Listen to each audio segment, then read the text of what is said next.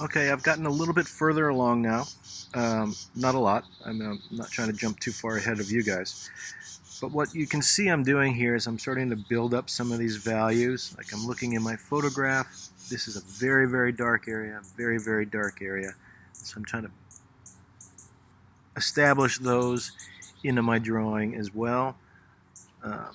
Still being very, very careful as I do it.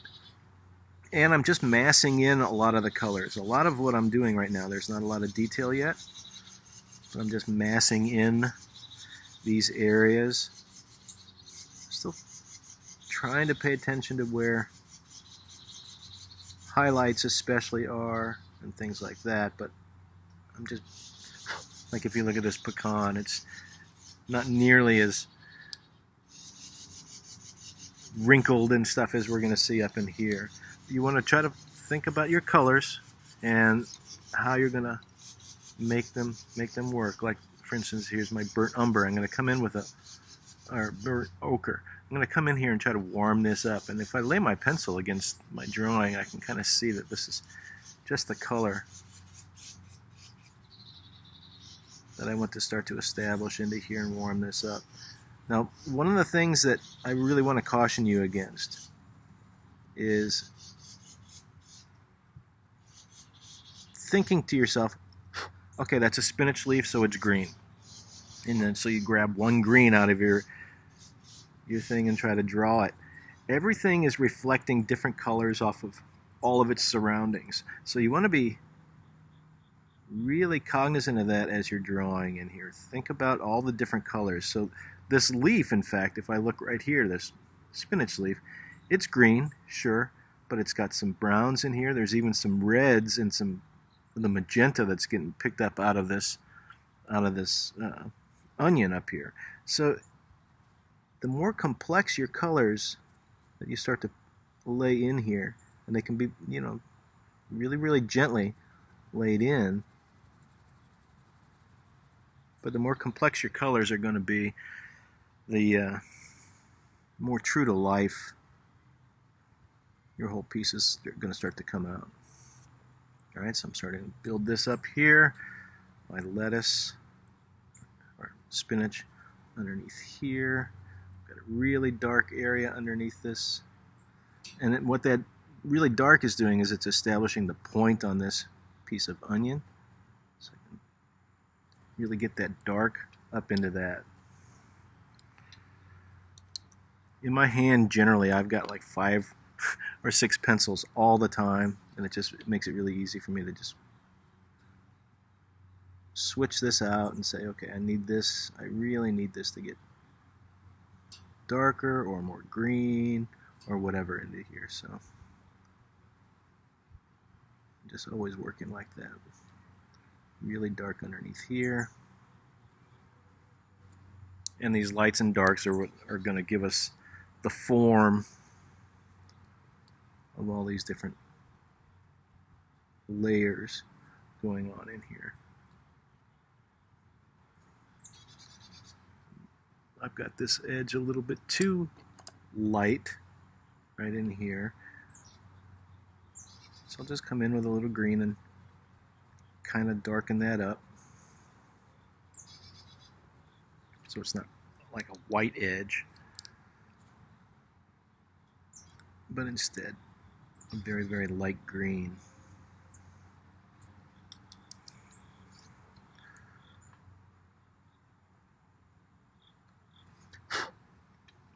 Often with your Prismacolor, you're going to start to find little shavings kind of falling onto your paper.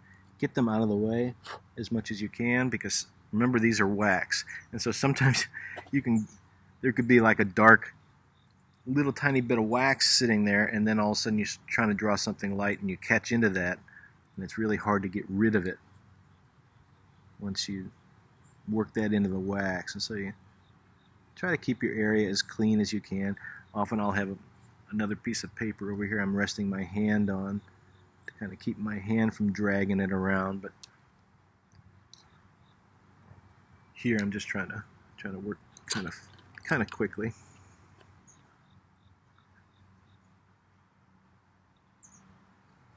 Here's a very dark brown.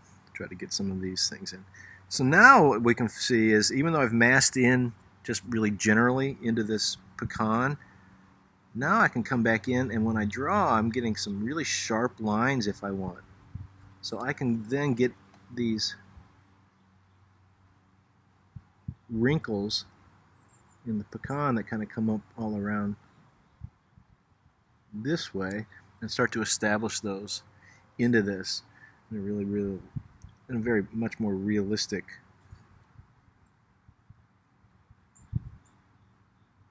way. But if the line is too sharp, remember, you can always go back and smooth that line out if it gets too sharp. Okay, I'm looking. I want to just get a little bit of this established, and then I'm going to show you some of the details on how we can start to bring those things out. So let me establish a little bit of white into here.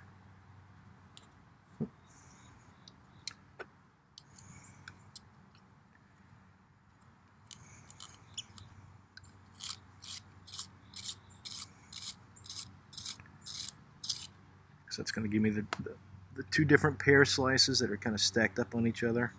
You can see the differences between them, because one is going to be casting a shadow on the other. So I'm going to start to build that up.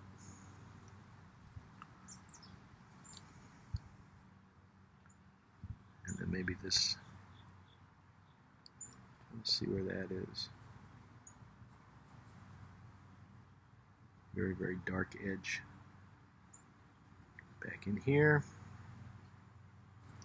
That's coming around this big chunk of blue cheese.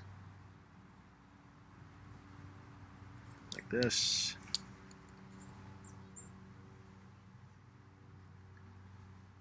Blend that out.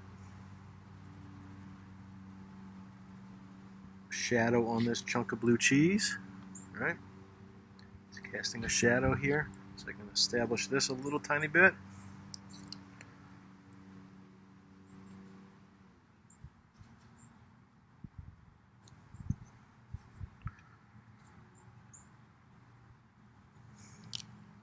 But then soften it.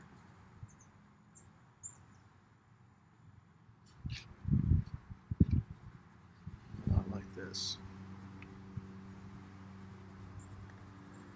Now if I want to get some really, really fine details, we see some texture in the pear right up in here. So then I can come back in, and maybe I'll take this brown and just start to put a few of these little grains that establish that texture of that pear, and also are giving me the edge of the shadow. So I can just put these grains in like this. Then I'll smooth them out so they don't look like dots so much as texture into this pear.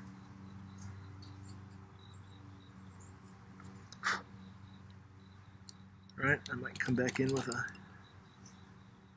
a gray even.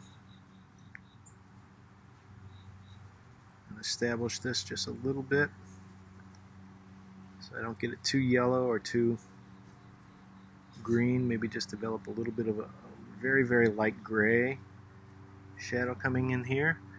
Maybe a little bit. Now I see that and it's working. I might add some of the gray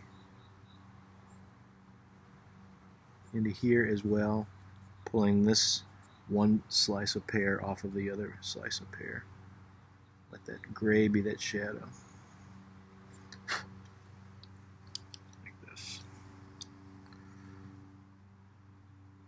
You always want to be mixing your colors constantly as you're going. Okay, I'm going to get this. I'm going to go back into this onion. Really kind of blast some color into this in a couple of places.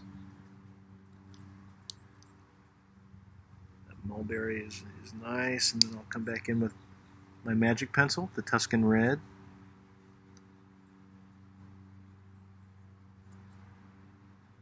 pull some of that in. Like this.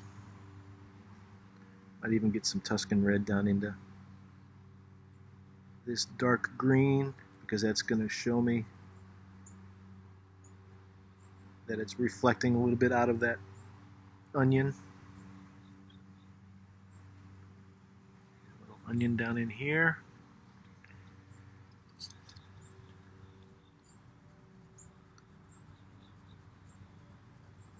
Blend this out. Always just be really cognizant of your values. If you want to have something look light, put something dark up against it. If you want to have something look dark, put something light up against it. It's so much better than trying to make outlines around things where they start to look like coloring book. Right? We want these drawings to look really, really natural. All right, so once I've done that, I'm just going to jump in here and do a few more details and show you how to get some really super sharp ideas going on.